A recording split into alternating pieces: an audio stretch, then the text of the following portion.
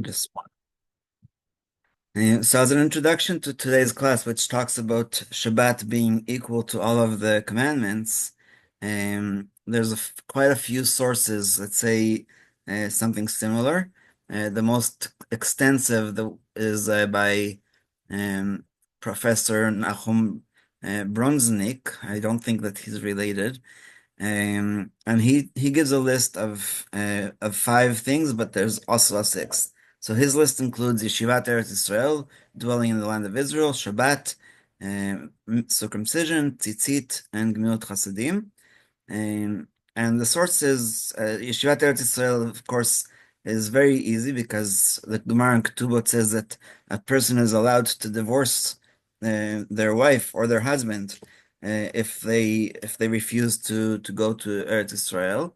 And Shabbat is with our whole body, and it says that's the basis of everything. That's in Nedarim chapter 3. And there's also all kinds of verses that say that. Um, Brit Milah is related to the idea of the Brit, that the whole world is is based on the fact that we're going to have a covenant with God, as we learned about Shabbat as well, and we could add that to Shabbat. Um, and tzitzit is because it says in the parsha that we read every morning and every evening, Uzchartem et kol mitzvot Adonai. So from the idea that it says that you will remember all the mitzvot, the rabbis learned again in Nedarim that means that it's compared to and equal to all of the commandments. And Gemilut Chasadim is in the Mishnah and Peah, which we say every morning. And in that actually same Mishnah, and I'll share the screen now. In that actual same Mishnah, we add a sixth category, which is the law of the comparison of Talmud Torah, of studying Torah, to all of the commandments. So these are the things that have no definite quantity: the corners of the field, first fruits, the offerings brought on appearing, that's Korban Chagiga, at the temple on the three pilgrimage festivals, Korban Re'iyah, the performance of righteous deeds, that's the uh, Gemilut Chasadim, or loving kindness, and the study of Torah. The following are the things for which a man enjoys the fruits in this world, while the real reward is in the world to come. And the performance of honoring one's parents, the performance of righteous deeds, and the making of peace between a person and their friend, and of course, Benish Ishto, and the study of the Torah is equal to them all. So, bottom line, we have six commandments that are compared to all the Torah. And there are those who add also Sukkah, because your whole body, the only two mitzvot that you can do with your whole body are living in the land of Israel um, and sitting in a sukkah. And so again, that's the reason why they say that that's Keneged Kol Mitzvot as well. And so that's a very good introduction to this idea.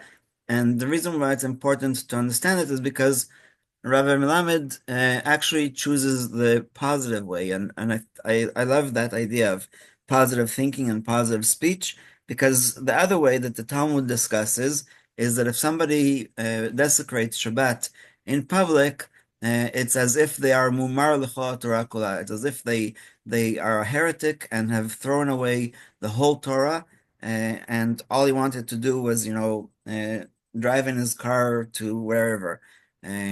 So if the Gemara says Mumar l'chol Torah, that's a very negative thing, and so Rabbi Melamed chose to, instead of talk about that comparison, which of course is halacha, and we don't drink their wine, and all kinds of other ramifications, then he wants to talk about the positive and how Shabbat actually elevates us, and keeping Shabbat gives us this amazing connection with Hashem. So we are in chapter 1, Halacha 11.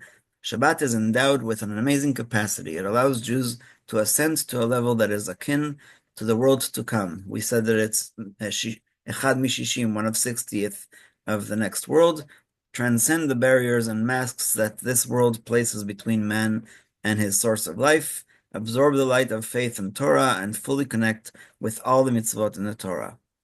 The sages state, we find attestation, edut, testimony, that the Shabbat is the equivalent of all the mitzvot in the Torah,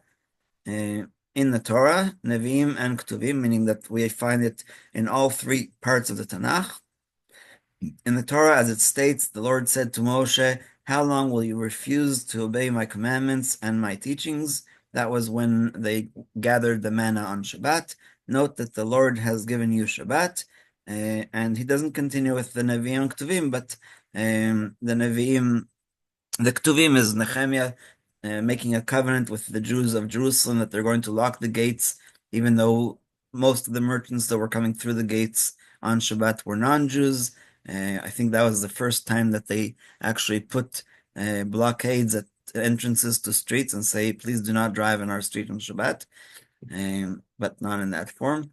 This was after they desecrated Shabbat by attempting to gather the manna. That's in the Torah. We thus see that desecrating Shabbat is akin to violating the entire Torah and all the mitzvot, but again, we're concentrating on the positive. The Yerushalmi continues in the Nevi'im as it states, moreover, I gave them my Shabbat to serve as a sign between me and them, that they might know that it is I, the Lord, who sanctifies them. But the house of Israel rebelled against me in the wilderness. They did not follow my laws, and they rejected my rules. Again, that just one Shabbat that they went to gather the manna, by the pursuit of which a man shall live, and they grossly desecrated my Shabbat. I warned their children in the wilderness, follow my laws and hallow my Shabbat, and that they may be a sign between me and you, that you may know that I am the Lord your God. But the children rebelled against me. So that's in Yechezkel. In the Ketuvim, as it states, you came down on Mount Sinai and spoke to them from heaven. You gave them right rules and true teachings, good laws and commandments. You made known to them your holy Shabbat, and you ordained for them laws, commandments, and the Torah through Moshe, your servant. That's in Nehemiah, in that same story that I told you. And the rest of Yechezkel 20. And the sages further declare, anyone who observes Shabbat properly, even if he worships foreign deities like the generation of Enosh, when paganism first emerged, is forgiven. So comparing Avodah Zarah, which is actually also one of the big three, right? One of the big three, when we say Yareg Val Yavor, does not include Shabbat. It includes idol worship, adultery and incest, and bloodshed, murder. So Shabbat is not mentioned. So the sages tell us in Masechet Shabbat that if somebody observes Shabbat properly, even if the rest of the time they worship idols, they are forgiven. By virtue of observing Shabbat properly, one's faith is reinforced, and intentional sins are treated as unintentional and are forgiven. The sages also said anyone who observes Shabbat is distanced from sin. And so I think that based on everything that we learned today, the explanation to this very strange statement about observing Shabbat properly yet worshiping idols is maybe what the conversos did in Spain and in Portugal, where they kept Shabbat secretly and pretended on Sunday to, kiss the ring of the bishop and bow down before idols and all kinds of other things. But it proves that the Shabbat was the more inner soul and the more sacred part of their life and of their neshama, as opposed to the pretending that they did with worshiping idols.